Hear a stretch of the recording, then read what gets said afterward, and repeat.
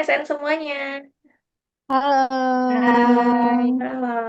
Oke, balik lagi bareng aku Evi di Potluck Podcast Berakhlak. Oke, hari ini kita ditemenin oleh kakak-kakak yang cantik nih. Ada Kak Dia. Halo Kak Dia.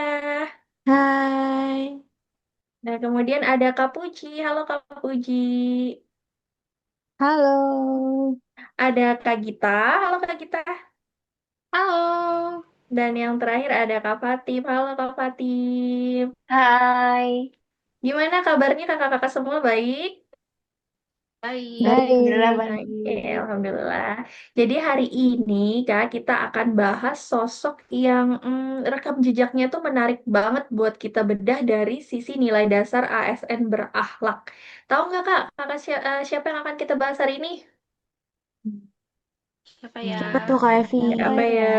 Hari ini Oh, kita bahas Pak Anies Baswedan. Pasti semuanya udah tahu kan ya?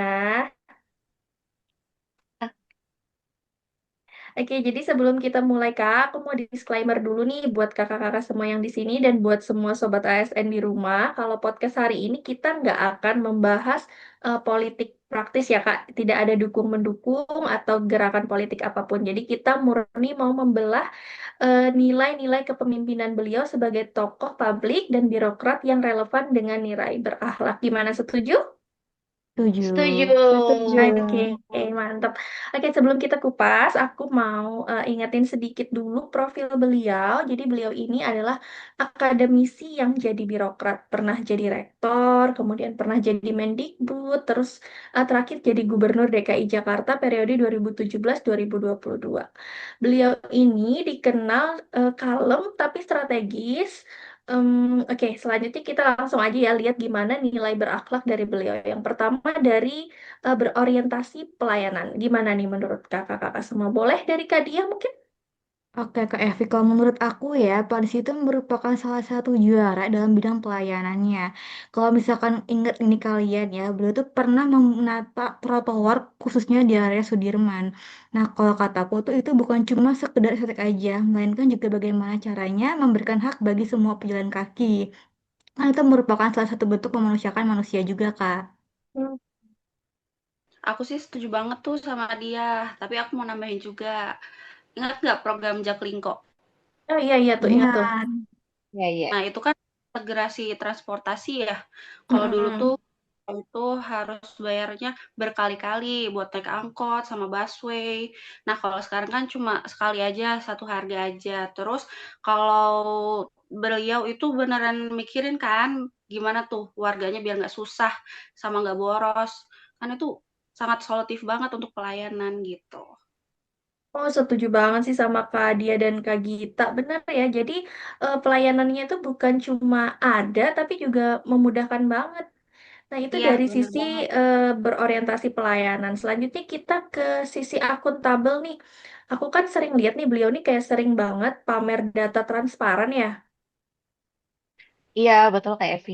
Salah satunya buktinya yaitu tadi Pemprov DKI di bawah beliau dapat opini WTP. WTP itu wajar tanpa pengecualian 5 kali berturut-turut. Itu kan nggak gampang buat daerah yang anggarannya triliunan ya. Artinya pengelolaan keuangannya bisa dipertanggungjawabkan. Oh iya, jangan lupa, beliau itu selalu berani buka-bukaan data lewat aplikasi atau portal resmi. Jadi warga bisa ikut ngawasin. Akuntabilitas itu bukan cuma soal laporan keuangan beres, tapi soal kepercayaan publik yang dijaga. Kita sebagai ASN harusnya malu kan kalau kerja masih sembunyi-sembunyi. Wah, dalam banget tuh Kak Puji. Terus ini udah tadi tuh dari berorientasi pelayanan, terus akuntabel. Selanjutnya kita ke kompeten mungkin ya. Siapa yang mau bahas nih kira-kira beliau kan kalau setahu aku pinter ngomong ya. Iya, iya Pak Anies itu menurutku contoh pimpinan yang terus belajar. Beliau kalau bicara landasannya riset, nggak asal instruksi pimpinan. Beliau punya kompetensi teknis dan manajerial yang kuat karena latar belakang akademisnya. Itu bikin bawahan juga segan karena yang mimpin emang paham masalahnya. Iya, betul banget tuh Kak Puji. terus kompetensinya itu ditularkan. Beliau juga sering kasih tuh ruang buat staff-staffnya berkembang, jadi nggak cuma pimpinannya aja yang pinter, sistemnya juga ikut pinter, karena beliau percaya sama data science dalam mengambil kebijakan. Oke, keren banget. Sekarang kita geser ke nilai harmonis dan loyal kali ya. Aku ngerasa kalau beliau itu sosok yang adem gitu. Kira-kira kakak-kakak di sini ngerasa gitu juga nggak? Bener banget Kak Evi, aku setuju banget sama hal itu. Ingat nggak sih, polisi itu paling seneng banget lah duduk bareng-bareng sama siapa aja dan di mana aja. Mau sama tokoh agama, mau sama buruh, maupun sama-sama pengusaha. Beliau itu nggak pernah meledak-ledak di depan publik. Kemudian dia itu sangat memanfaatkan keadaan dan selalu memanfaatkan untuk menciptakan suasana yang sangat tenang.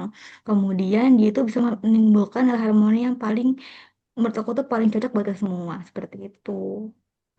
Iya, betul. Kalau soal loyal, aku lihatnya dari dedikasi beliau. Walaupun dapat banyak tekanan politik, beliau tetap loyal pada visi yang udah dibuat di awal. Loyalitas beliau bukan ke orang per orang, tapi ke janji kerja dari kepentingan masyarakat Jakarta waktu itu. Itu definisi loyal yang sebenarnya bagi ASN. Oke, terus terakhir nih ada poin adaptif dan kolaboratif. Dua poin ini kayaknya makanan sehari-hari beliau nggak sih? Ya, benar banget. Ingat nggak tuh pas pandemi COVID-19? Paling Mm-mm. kelihatan, ya, Kak.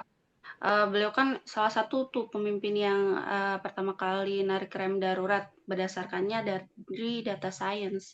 Terus bikin aplikasi juga, Jaki namanya, buat laporin kalau ada kerumunan, sama bisa buat untuk daftar vaksin. Itu kan adaptif banget ya, sama teknologi apalagi.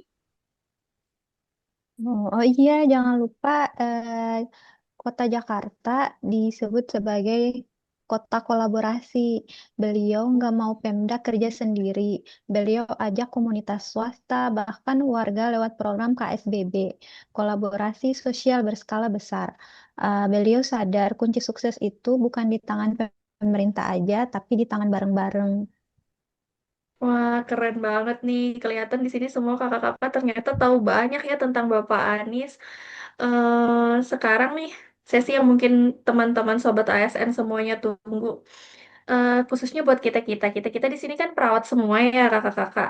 Kira-kira kalau dari nilai-nilai Pak Anies tadi kita bawa ke profesi kita, khususnya di tempat kita bekerja, eh, gimana tuh prakteknya kira-kira menurut kakak-kakak semua? Oke, kalau dari aku ya Kak Evi, implementasi berorientasi pelayanan itu berarti empati ya.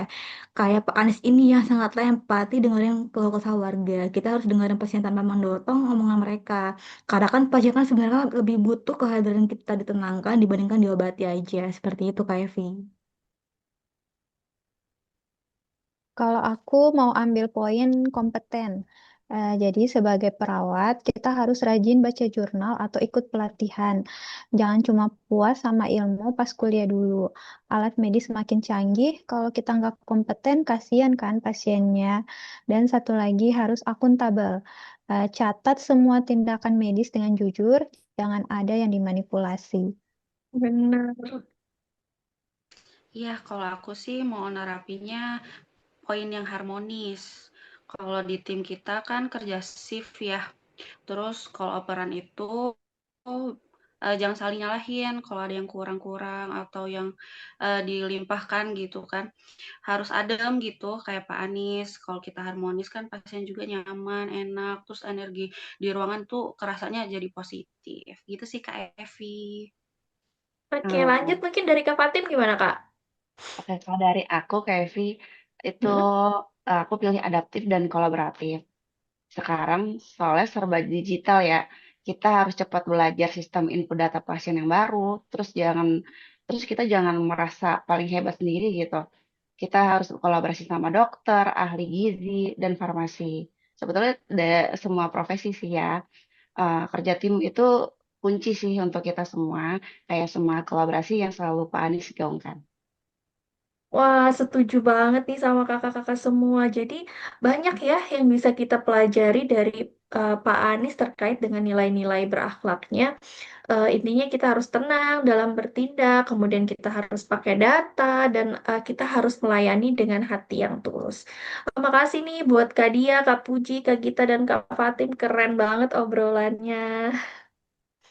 Ya, Kofi, makasih juga ya waktunya. Oke, terima kasih semuanya. Sampai ketemu di episode selanjutnya ya, ASN Berakhlak. Bangga melayani bangsa. Dadah. Sampai Ya. jumpa lagi.